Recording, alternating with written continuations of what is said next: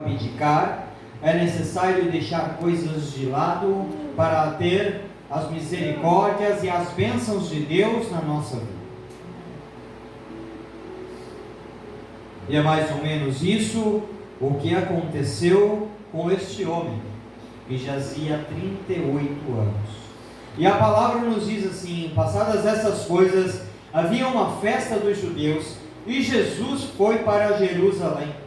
Existe ali, junto ao portão das ovelhas, um tanque chamado em hebraico Betesda, o qual tem 5 pórticos. Nesses jazia uma multidão de enfermos, cegos, coxos, paralíticos, esperando que a água se movesse, porque um anjo descia de tempos em tempos, agitando-a, e em primeiro a entrar no tanque, uma vez agitada a água, sarava de qualquer doença que tivesse. Estava ali um homem enfermo, havia 38 anos. Jesus, vendo deitado e sabendo que estava assim havia muito tempo, perguntou: você quer ser curado? O enfermo respondeu: Senhor, não tenho ninguém que me ponha num tanque quando a água é agitada. Quando tento entrar, outro enfermo chega antes de mim. Então Jesus lhe disse: levante-se, pegue o seu leito e ande. Imediatamente o homem se lhe viu curado, e pegando o seu leito começou a andar. E aquele dia era sábado. Por isso os judeus disseram: o que tinha sido curado é sábado, e nesse dia você não tem permissão para carregar o seu leito? Ao que lhe respondeu: o mesmo que me curou disse: pegue o seu leito e ande. Somente até aí. Glória a Deus. Continue glorificando a Deus, agradeça a Deus por essa palavra, agradeça a Deus pela sua vida e pelas bênçãos que tem vindo sobre ela. Glória a Deus. Essa narrativa conta de um homem que fazia 38 anos enfermo, paralítico, sem condições de poder andar. Em princípio, não era de nascença. Se formos olhar depois no contexto, como veremos. Mas ele estava ali há 38 anos. E Jesus estava subindo, porque havia uma festa em Jerusalém. Possivelmente, todos os anos, Jesus subia com seus pais à festa de Jerusalém e via aquele homem deitado da mesma maneira. Quando Jesus nasceu, já fazia 8 anos que ele estava ali, esperando com que as águas se movimentassem, esperando com que o anjo descia para movimentar as águas, para que então ele pudesse entrar no tanque e ser curado. Mas ele afirma dizendo: Senhor, eu não consigo, porque toda vez que eu tento entrar, alguém vai à minha frente. Tanque de Betesda, que significa casa de misericórdia, mas que se analisássemos muito bem, casa de misericórdia era somente nome, porque se houvesse misericórdia mesmo, um homem que há 38 anos estava ali, tinham pego este homem e colocado no tanque por misericórdia, mas havia na realidade uma competição. Havia na realidade a primeira coisa que se movimentasse, o primeiro movimento da água: perna para quem te quer. Eu quero é eu quero a minha cura, eu quero a minha salvação, eu quero o meu milagre. Mas acontece que, se analisar profundamente fora da Escritura e em textos históricos e na história, e vendo a localização desse tanque, e quem levantou esse tanque, e quem fez esse tanque, foram os romanos. Porque, se for analisar uma situação, Deus não falava com aquele povo há 400 anos. Por porque ele ia contradizer com a sua própria palavra para enviar o seu filho, para salvar o mundo do pecado, mostrar que ele cura, mostrar que ele liberta, mostrar que ele expulsa demônios, e ele pega e envia um anjo para curar, numa água milagrosa. Deus não falava, nem pelos profetas, mas acontece que esse tanque já era, essa parte dos 5 alpendres, era paganismo romano, longe de Jerusalém, fora das muralhas de Jerusalém. Porém, alguns judeus estavam caindo no paganismo, e a quantidade de enfermos que acreditavam nessa história, estavam acreditando, crença que seriam curados. Hoje ainda acontece isso. Dizem, há relatos que essa festa seria a festa de finais de anos, não se sabe ao certo. Mas, por exemplo, hoje, as crenças que existem em viradas de ano, quem vai de amarelo vai dar dinheiro, quem vai de branco vai ter esperança na vida, quem dar 7 pulinhos em ondas, não sei o que acontece, quem colocar 12 uvas passas dentro da carteira, vão ser anos de prosperidade. E há crenças e as pessoas acreditam. Ninguém nunca viu ficar rico por isso, porém acreditam. A água se movimentava,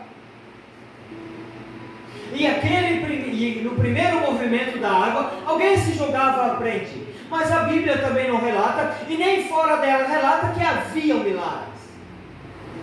Pois Jesus, quando vem, Ele é o milagre, Ele é a salvação, Ele é quem cura, Ele é quem liberta. E então, há 38 anos ele estava ali tentando. Muitos estavam lá. Mas Jesus, então vendo ele pergunta: tu quer ser curado? Tu quer ser curado dessa enfermidade? Tu quer ser curado dessa doença? Quer ser curado dessa cegueira espiritual? Quer ser curado desse afastamento que tens de Deus? Quer ser curado da falta de orar com Deus? Quer ser curado da falta de atenção com Deus? Quer ser curado das mentiras que dizemos? Quer ser curado da falsa falácia de nossos irmãos?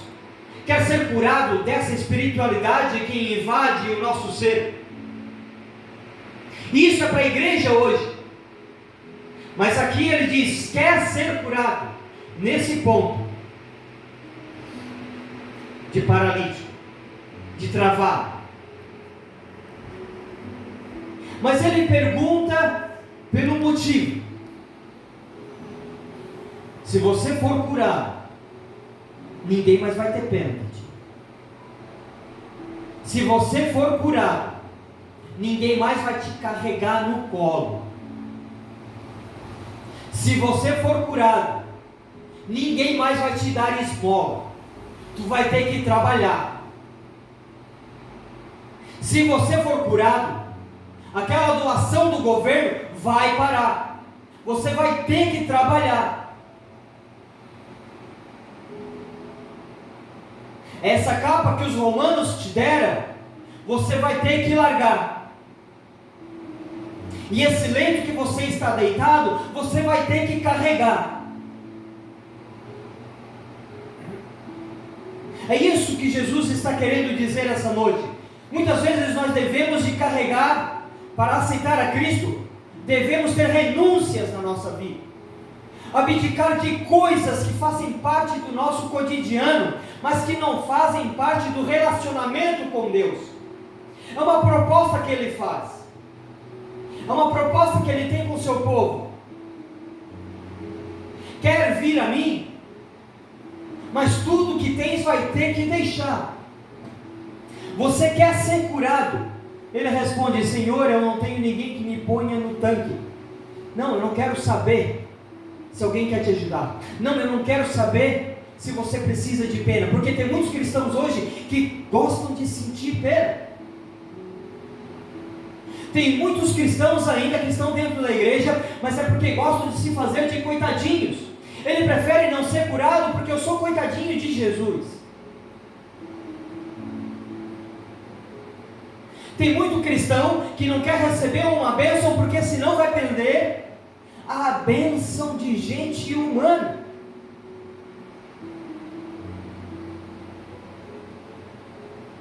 Só que quando chega nesse ponto, igreja,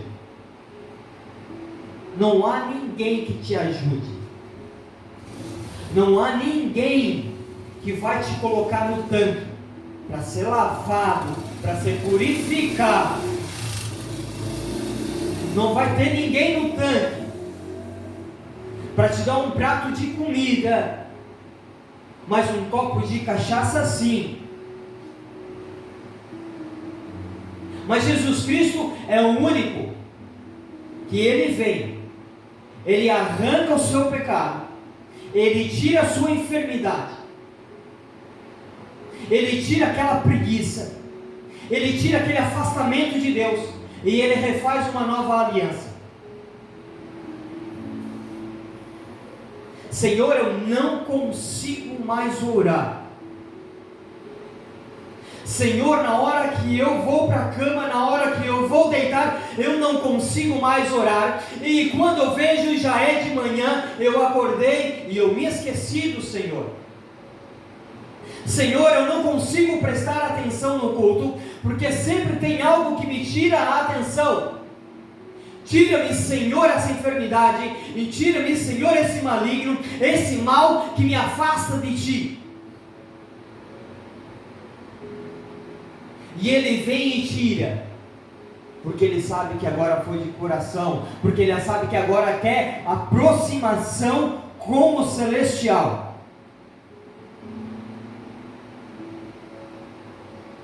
E quando tento entrar, outro enfermo chega na minha frente.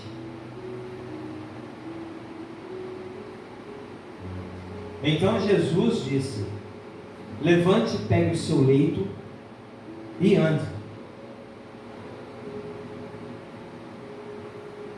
No meio da multidão, Jesus diz: pegue o seu leito e ande. Ele está querendo dizer aqui: não é aquela água que vai te curar.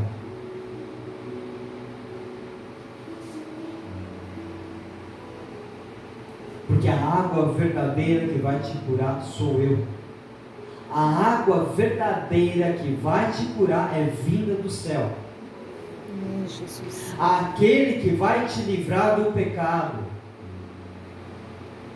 é vinda do céu, é vinda de Deus, não é vinda de homens.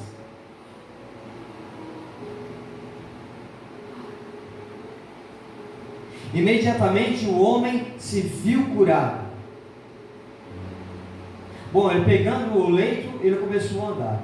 E aquele dia era sábado. Os judeus naquele tempo, eles colocaram muitas leis do sábado, muitas doutrinas do sábado, que absolutamente não se podia fazer nada. Tanto é que no finalzinho ali, no versículo 2, perguntaram para ele: quem é o homem que disse isso a você?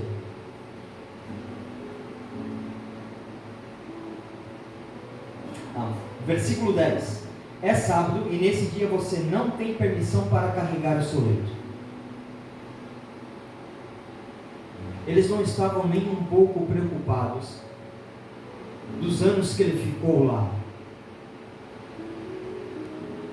Ninguém vai estar nem um pouquinho preocupado pela sua renúncia com o mundo para viver uma vida espiritual com Deus.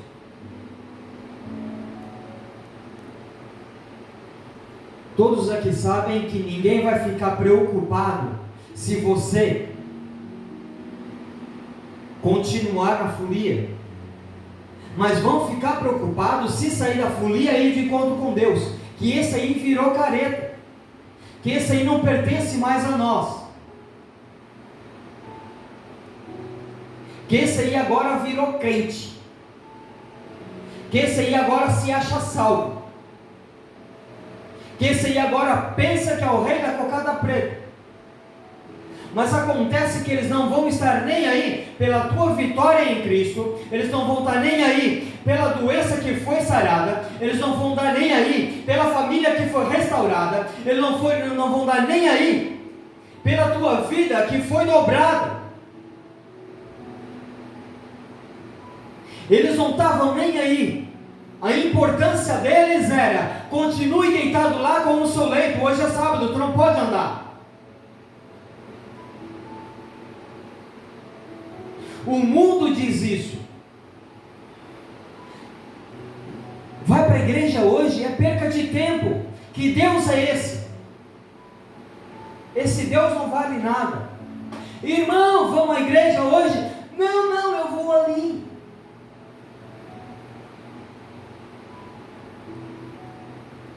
Digo isso porque aconteceu no outro culto. O irmãozinho vindo em direção ao culto, eu olho para ele e penso, ele está vindo para o culto. Irmão, estamos indo para o culto? Não, eu estou indo ali. Eu estou indo para a morte. Eu estou indo para o pecado. E quem está lá continua dizendo para você: fica aqui. Aqui é melhor, aqui é divertido, aqui é legal.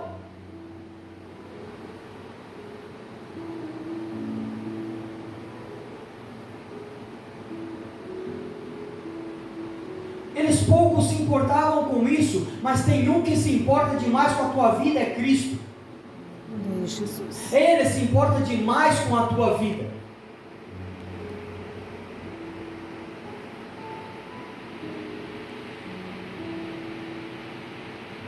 Aquele que respondeu ao que ele lhe respondeu, o mesmo que me curou, disse: pegue o seu leito e ande.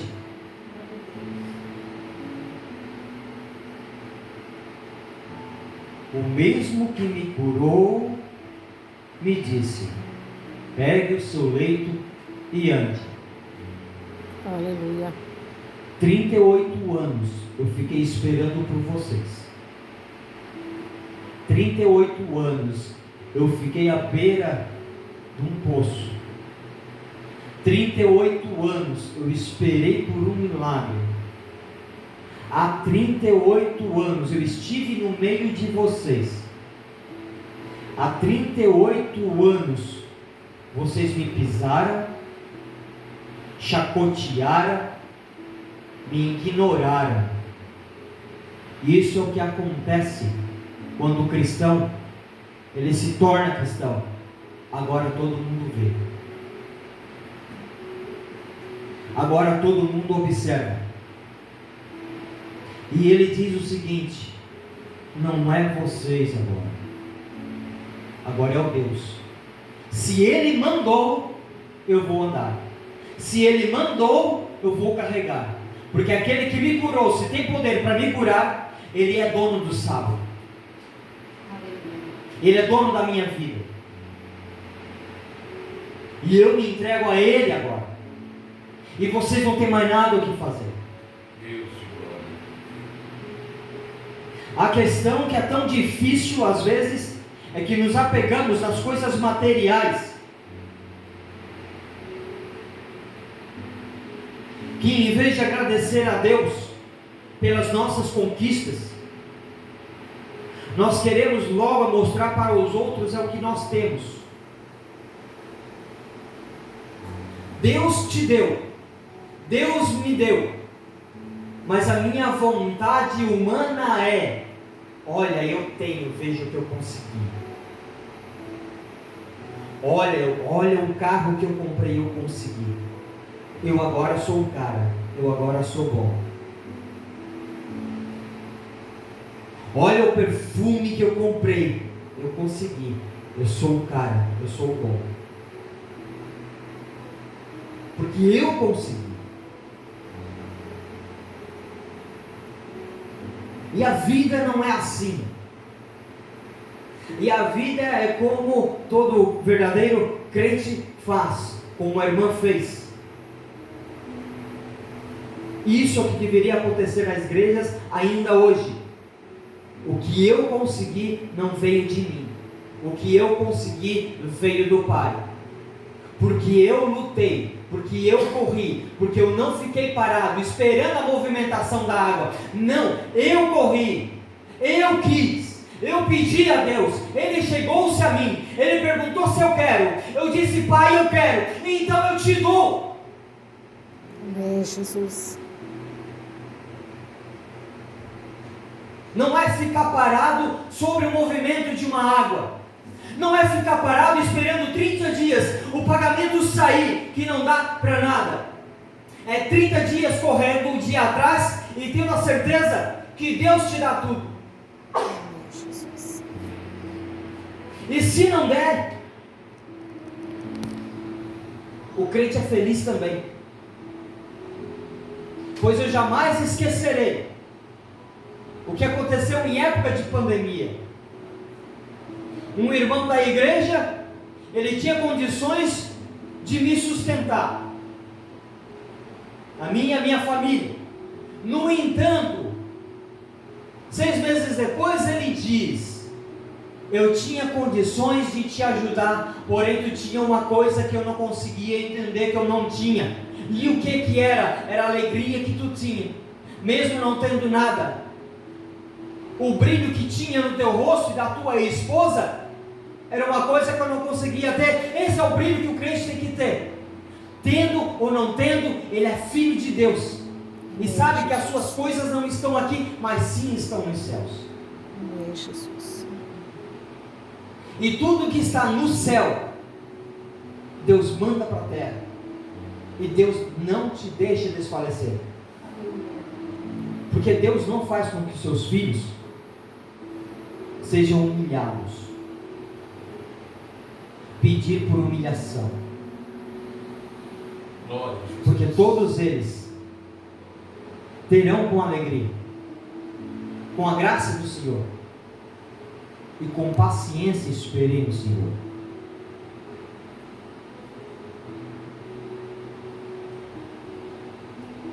E este homem, ele ficou 38 anos ali parado, esperando por mãos humanas. Há quanto tempo será que nós estamos parados? Ou será há quanto tempo que muitos ainda estão parados? Esperando uma proposta, sem direção de Deus. Esperando um casamento, sem direção de Deus. Esperando uma vida melhor, sem direção de Deus.